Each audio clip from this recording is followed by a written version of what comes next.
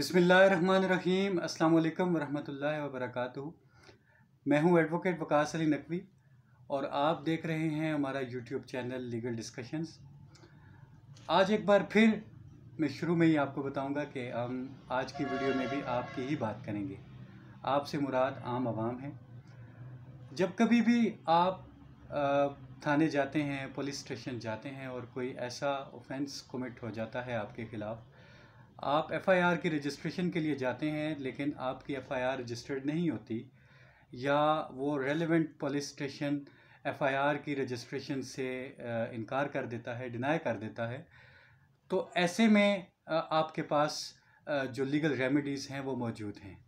तो आज हम उन्हीं रेमेडीज़ पे बात करेंगे और आज के इस मौजू पे भी बात करने के लिए हमारे साथ एक बार फिर मौजूद हैं एडवोकेट हाई कोर्ट जनाब नईम तरीन साहब। आज हम इनसे ये जानेंगे कि अगर किसी की एफआईआर दर्ज नहीं होती, कोई भी ऐसा ऑफेंस कमिट हो जाता है और पुलिस स्टेशन में उसकी एफआईआर दर्ज नहीं होती, तो कानून ऐसे लोगों को कौन कौन सी रेमेडीज़ देता है। अगर आपकी एफआईआर दर्ज नहीं होती तो इसका ये हरगिज़ मतलब नहीं कि आप मायूस हो जाएं और खुदा न खास्ता आप कानून को हाथ में लेने की कोशिश करें। आपको बहरहाल कानून रेमेडीज़ देता है। आज हम उन्हीं रेमेडीज़ और उन्हीं सॉल्यूशन की तरफ बात करेंगे, उन्हीं सॉल्यूशंस के हवाले से बात करेंगे। एक बार फिर हमारे साथ मौजूद हैं जनाब नईम तरीन साहब। सर, एक बार आपका फिर बहुत बहुत शुक्रिया, क्योंकि आज का भी मौजू आवाम से ही रिलेटेड है और हमारी ये कोशिश भी है कि हम अपने हिस्से का वो किरदार अदा करें जिससे हमारे मुआशरे में जो कानून की सरबुलंदी है वो आम हो जाए। तो अगर किसी की एफआईआर दर्ज नहीं होती तो ऐसे में लॉ कौन कौन सी रेमेडीज़ देता है? सबसे पहले तो हमें ये देख लेना चाहिए कि एफआईआर या रिपोर्ट दर्ज करवाने की नौबत क्यों आती है। कानून हर उस कदम को, हर उस फेल को, हर उस एक्ट को जो आप अंजाम देते हैं, लेकिन वो अंजाम दिया गया फेल, कदम और एक्ट जो है वो कानून की नज़र में जुर्म है। ठीक है। यानी कानून हर उस फेल से आपको रोकता है, हर उस कदम उठाने से आपको रोकता है जिसको उसने जुर्म करार दे दिया है। ठीक है। और हर वो फेल जो कानून की नज़र में जुर्म है, हर वो काम आपका, हर वो अमल जिसे कानून जुर्म करार दे चुका है, जब उसका कोई शख्स इर्तिकाब करता है तो उस इर्तिकाब के बाद जाहिर है वो किसी दूसरे इंसान को किसी न किसी सूरत में नुकसान पहुंचाता है। ठीक है।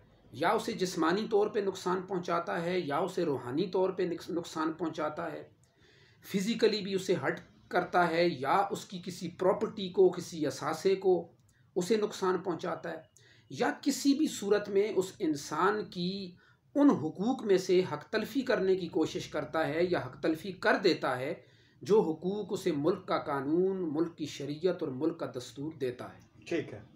लिहाजा जब भी कोई ऐसा अमल का इर्तिकाब करता है जिसे हम जुर्म कहते हैं और उस जुर्म के नतीजे में कोई बंदा इंजर्ड होता है, उसे कोई ज़ख्म आता है, उसे कोई नुकसान पहुंचता है, तो वो एग्रीव्ड पर्सन, वो जो मुतासरा शख्स है, उसे ये हक हासिल है कि वो कानून का दरवाज़ा खटखटाने के लिए थाने के पास जाकर, थाने के अंदर जाके वहाँ की एडमिनिस्ट्रेशन के पास अपनी शिकायत दर्ज करवाए। ठीक है। अब वो शिकायत दर्ज करवाने के लिए जब जाता है और वहाँ पे वो अपनी शिकायत, चाहे वो तहरीरी तौर पे दर्ज करवाता है, किसी एप्लीकेशन की सूरत में वहाँ पे जाके अपनी शिकायत करता है, या ज़ुबानी तौर पे अपनी शिकायत करता है और उस ज़ुबानी शिकायत को आगे पुलिस तहरीर में लाते हुए एक रिपोर्ट की शक्ल देती है, उसे हम कानून की ज़ुबान में एफआईआर कहते हैं। जो एब्रीवेशन है, जो मुख्तसरन जो ये एफआईआर है, ये जो अल्फाज हैं, इसको कानून में तफसील से अगर बयान किया जाए तो ये एब्रीवेशन है फर्स्ट इंफॉर्मेशन रिपोर्ट का। इसे उर्दू में हम इब्तिदाई इतलाई रिपोर्ट से भी ताबीर करते हैं। ये सेक्शन 154 क्रिमिनल प्रोसीजर कोड की जो है ज़ाब्ता फौजदारी की दफ़ा 154 के नीचे ये दर्ज की जाती है। ठीक है। और ये इख्तियार थाने के पास होता है, थाने के उस मुहर्रर के पास होता है जो ये एफआईआर दर्ज करता है, इसे लिखता है। और आप जब जाके उस एसएचओ के पास अपनी शिकायत करते हैं, अपना जाके उस मुल्ज़िम के हवाले से वो रिपोर्ट जाके उसके सामने पेश करते हैं, तो वो SHO जो है वो ऑर्डर करता है अपने उस लिखने वाले को, जो जिसकी ड्यूटी होती है FIR दर्ज करना, जो एक फॉर्म के ऊपर आपकी उस शिकायत को दर्ज करके रिपोर्ट की शक्ल देता है, FIR की शक्ल देता है, जिसे हम FIR फॉर्म कहते हैं। उस रिपोर्ट को दर्ज करना उस SHO की जिम्मेदारी होती है, वो ड्यूटी बाउंड है। और सेक्शन 154 में कानून यही कहता है कि वो हर हाल में रिपोर्ट आपकी दर्ज करेगा। शेल का वर्ड यूज हुआ है, शेल का वर्ड यूज हुआ है, और उसे ड्यूटी बाउंड कर दिया गया है कि बगैर किसी ताखीर के, बगैर कोई इंक्वायरी किए, बगैर वो यह भी नहीं पूछ सकता आपसे कि जो रिपोर्ट आप दर्ज करवाने के लिए आए हैं वो सच्ची है या झूठी है। ठीक है। सुप्रीम कोर्ट की और हाई कोर्ट्स की इस पे बहुत सारी जजमेंट्स मौजूद हैं कि जब एक मुतासरा शख्स मुतलका थाने में जाके अपनी FIR दर्ज करवाने के लिए फरियाद करता है और कोई रिटन एप्लीकेशन देता है या ऑरली अपनी शिकायत दर्ज करवाना चाहता है, तो SHO साहब उससे ये भी नहीं पूछ सकते कि तुम झूठ बोल रहे हो या सच बोल रहे हो। वो इसलिए नहीं पूछ सकते कि 154 में ये बात कहीं भी दर्ज नहीं की गई कि पहले उससे इसकी कंफर्मेशन आप ले लें कि वो सच्ची रिपोर्ट दर्ज करवा रहा है या झूठी रिपोर्ट। अच्छा सर, यहाँ पे एक सवाल उठता है आम लोगों के अज़हान में, अभी आपकी इस गुफ्तगू से एक सवाल उठ रहा होगा कि अगर कोई बंदा झूठी ही FIR दर्ज करवा देता है, तो ऐसे में लोग ये समझते हैं कि शायद हमारे खिलाफ झूठी FIR हो गई है, तो हम क्या करेंगे। तो इसके लिए भी कोई कानून रेमेडी देता है जब ये झूठी FIR दर्ज हो जाती है और ये साबित हो जाता है कि उसने झूठी ही FIR दर्ज कराई थी?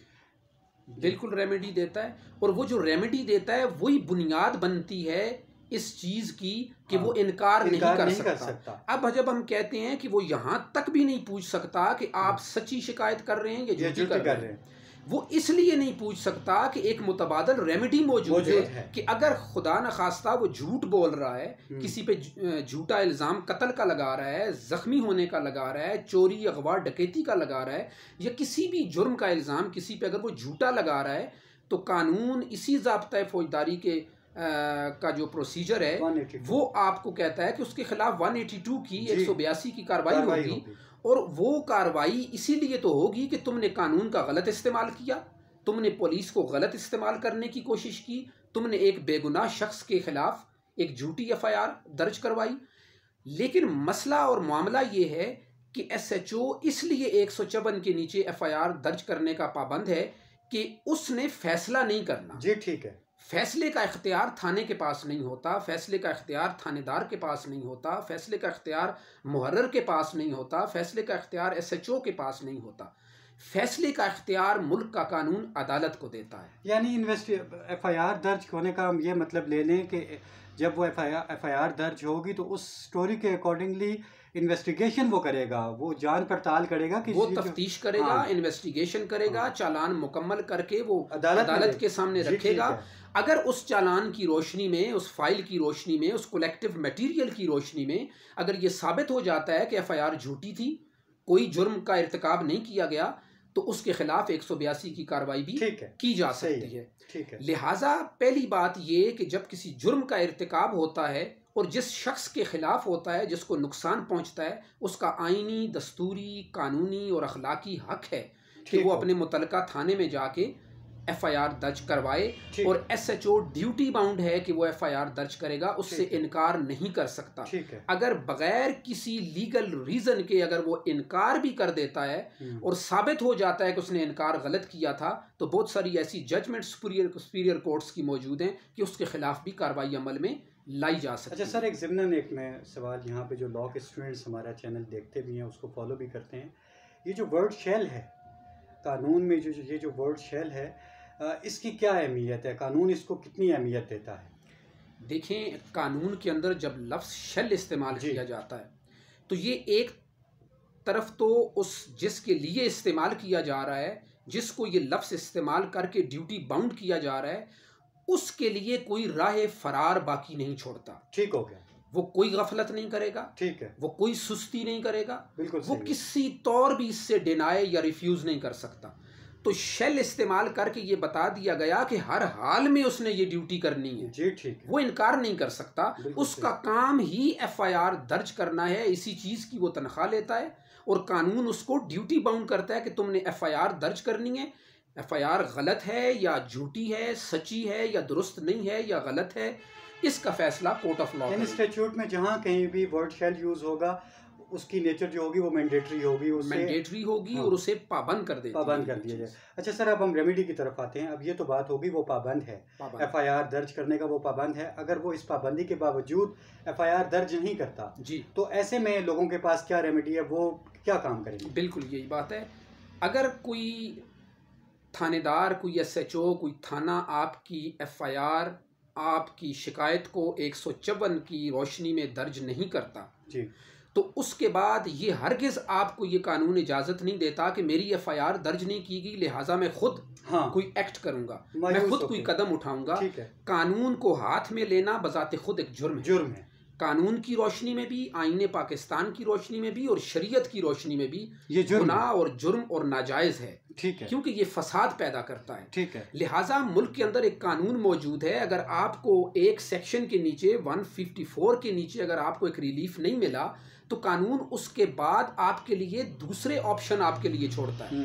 लिहाजा जब अगर आप ये देखते हैं कि 154 के नीचे मेरी एफआईआर दर्ज नहीं हुई तो कानून फिर एक और रास्ता भी आपको देता है कि आप इसी ज़ाब्ता फौजदारी की सेक्शन 156 सब क्लॉज 3 के नीचे, यानी 156(3) के नीचे आप डायरेक्ट जुडिशल मैजिस्ट्रेट की कोर्ट में जा सकते हैं और आप वहां पे एक एप्लीकेशन या पिटीशन फाइल कर सकते हैं कि मेरी दरख्वास्त जो है, मेरी एफआईआर दर्ज नहीं की गई। यानी वो एफआईआर शिकायत जो आप डायरेक्ट थाने में दर्ज करवाना चाह रहे थे, अगर वहां पे दर्ज नहीं हुई तो वो डायरेक्ट आप कोर्ट ऑफ लॉ में जुडिशियल मैजिस्ट्रेट के सामने जाके वो फाइल कर सकते हैं। ठीक है, अगर ये भी आप नहीं करते या इसमें भी आपको रिलीफ नहीं मिलता तो कानून एक तीसरा स्टेप आपके लिए छोड़ता है। एक तीसरी रेमेडी भी आपको अवेलेबल है, एक तीसरा रास्ता और तीसरा ऑप्शन भी आपके पास मौजूद है और वो ऑप्शन है इसी ज़ाब्ता फौजदारी क्रिमिनल प्रोसीजर कोड की सेक्शन 200 के नीचे। ठीक है, ज़ेरे दफ़ा 200 के नीचे आप प्राइवेट इस्तिगासा दायर कर सकते हैं। ठीक है, जिसे हम लॉ की लैंग्वेज में प्राइवेट कंप्लेंट भी कहते हैं। ठीक है, इसे हम डायरेक्ट कंप्लेंट भी कहते हैं। सही है, आप ये इस्तिगासा दायर कर सकते हैं और इसे उसी तरह ट्रीट किया जाएगा जुडिशियल मैजिस्ट्रेट साहब की कोर्ट में जिस तरह आपकी एफआईआर को ट्रीट किया जाता है। वो एफआईआर थाने में दर्ज हुई थी, वो शिकायत आपकी एफआईआर की सूरत में थाने में दर्ज हुई, ये शिकायत आपकी जो है वो कोर्ट ऑफ मैजिस्ट्रेट में in the shape of private complaint और डायरेक्ट कंप्लेंट या प्राइवेट इस्तिगासे की सूरत में डायरेक्ट कोर्ट के सामने दर्ज। यानी आप इसमें भी इस्तिगासे में भी आप जिस पे इल्जाम लगा रहे हैं वो भी कानून की जुबान में मुल्ज़म ही कहलाएगा जैसे एफआईआर में। उसी तरह आप जो इस्तिगासा दायर करेगा उसे मुस्तगीस कहेंगे, यानी लॉ की लैंग्वेज में कंप्लेनेंट कहेंगे या मुद्दई मुकदमा कहेंगे जैसे एफआईआर, और जिस पे वो इल्ज़ाम लगाएगा, जिसने उस जुर्म का इर्तिकाब उसके खिलाफ किया और उसकी राइट्स की वायलेशन की, उसे आप एक्यूज्ड कहेंगे। और उसी तरह फिर अदालत इस 200 के नीचे जो आप इस्तिगासा दायर करेंगे इसकी वो उसी तरह फिर इंक्वायरी करके उसको देख के उसकी प्राइमा फिशाए उसको देखेगी कि क्या ये मेंटेनेबल है या नहीं है। अगर वो मेंटेनेबल है, मेंटेनेबिलिटी पे आर्गूमेंट्स होने के बाद अगर वो उसे एक्सेप्ट कर लेती है, रिकमेंड कर लेती है फॉर द हियरिंग और फॉर द ट्रायल, तो उसी तरह ट्रायल चलेगा जिस तरह एफआईआर दर्ज होने के बाद चलता है। और फिर उसी तरह अगर नॉन बेलेबल ऑफेंस है तो उसे उसी तरह बेल करवानी पड़ेगी उसको, चाहे बेल बिफोर अरेस्ट है या आफ्टर अरेस्ट बेल है, वो प्रोसेस उसी तरह चलेगा, उसी तरह ही होगा। और उसके बाद एक 22 से सीआरपीसी ये भी हमारे इसके बाद एक और रेमेडी भी है कि अगर आप ये इससे भी आपको रिलीफ नहीं मिलता या आप ये रास्ता इख्तियार नहीं करते, मल्टीपल ऑप्शन, तो आप क्रिमिनल प्रोसीजर कोड यानी इसी ज़ाब्ता फौजदारी की section 22A sub clause 6 22A6 के नीचे आप for the registration of FIR against the concern police station आप सेशन कोर्ट में, जिसे हम 22A जब जिक्र करेंगे तो जस्टिस ऑफ पीस, जी बिल्कुल ठीक है, जो जिसको ये एडमिनिस्ट्रेटिव पावर्स हासिल हैं इस सेक्शन के नीचे, आप उसके पास जाएंगे और आप ये वहां पे अपने आर्गू करेंगे और रिक्वेस्ट करेंगे कोर्ट से कि मेरी एफआईआर थाने में दर्ज नहीं की गई, ये कॉग्निजेबल ऑफेंस बनता था,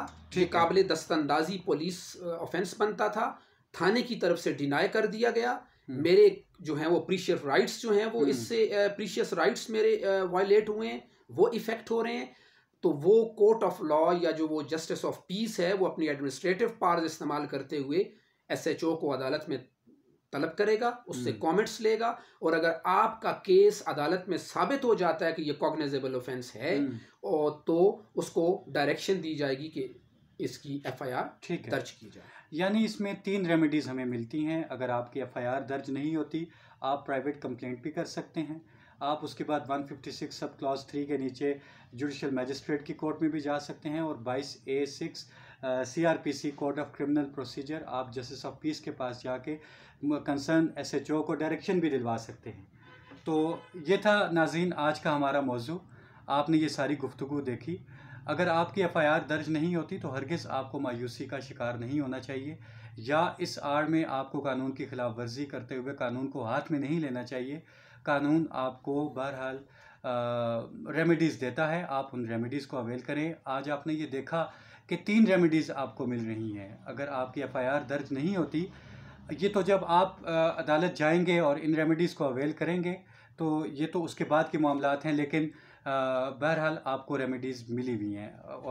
और वो लोग जो ये सोच रहे हैं कि उनके ख़िलाफ़ खुदा न खास्ता कोई झूठी एफआईआर दर्ज होगी और कानून इतना ज़ोर लगा रहा है कि उसके ख़िलाफ़ एफआईआर दर्ज हो, तो आपको भी परेशान होने की ज़रूरत नहीं है। अगर आपके ख़िलाफ़ कोई झूठी एफआईआर दर्ज होती है तो उसके बाद अगर ये साबित हो जाता है कि ये आपके ख़िलाफ़ झूठी एफआईआर दर्ज हुई थी, तो कानून आपको भी रेमेडी देता है, जो कि सर ने भी अभी आपको बताया कि 182 कोड ऑफ क्रिमिनल प्रोसीजर की ये सेक्शन है, उसके नीचे आप उसके ख़िलाफ़ कार्रवाई कर सकते हैं। एक बार फिर मेरी आपसे ये रिक्वेस्ट होगी कि आप हमारे चैनल्स के जो कंटेंट्स हैं उनको बगौर देखें, और हमारी ये कोशिश है कि हम अपने इस चैनल की वसातत से जो कानून है उस पर अमल दरामद भी करवाएं, और आप लोगों को बुनियादी जो आपके राइट्स हैं उनसे भी आशना करें, ताकि आपको कानून का जो बुनियादी इल्म है वो आपको पता हो, ताकि आप किसी किस्म की कानूनी खिलाफ वर्जी ना करें और हम एक आइडियल माशरे की तरफ जा सकें। आज के लिए इतना ही। आप सबका बहुत बहुत शुक्रिया। अस्सलाम वालेकुम वरहमतुल्लाहि वबरकातुहू।